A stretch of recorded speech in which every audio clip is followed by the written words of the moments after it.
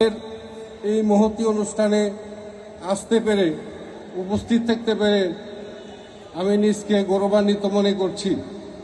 কারণ আমার জানা মতে এই ফরিদপুর ইউনিয়ন হাই স্কুলে এত বড় এবং স্বতঃস্ফূর্ত পুনর্মিলন অনুষ্ঠান আগে হয়েছে কিনা আমার মনে পড়ে না। আজ থেকে প্রায় ৪৫ বছর আগে ১৯৮০ সালে আমি ভর্তি হয়েছিলাম এই স্কুলে। তখনকার অনেক সিনিয়র বড় ভাইয়েরা সামনে উপবিষ্ট আছেন, জুনিয়র ছোট ভাইয়েরা উপস্থিত আছেন।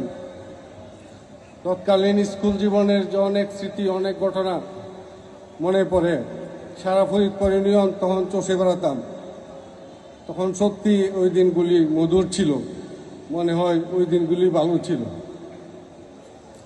পরবর্তীতে কলেজ এবং বিশ্ববিদ্যালয়ে পড়ার সুবাদে এবং বাংলাদেশ সরকারের সিভিল সার্ভিসে বিসিএস এডুকেশন ক্যাডারে যোগদান করি ১৯৯৯ সনে।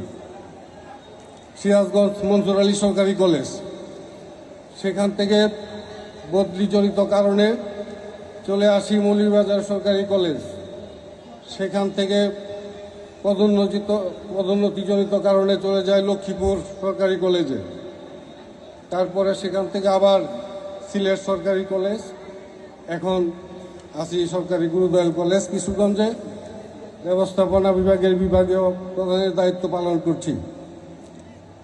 দীর্ঘ প্রায় ১৬ বছর ছিলাম এই ডিস্ট্রিক্টের বাইরে, যার কারণে বিভিন্ন ধরনের অকেশন ছাড়া বাড়িতে আসা সম্ভব হতো না।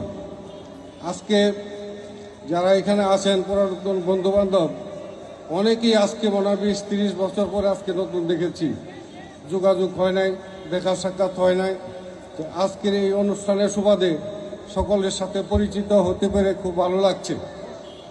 আমি আশা করব যে প্রতি বছর অন্তত এত বৃহৎ পরিসরে সম্ভব না হলেও যেন প্রাক্তন ছাত্রছাত্রীদের একটা মিলন মেলা, গেট টুগেদার করা যায়।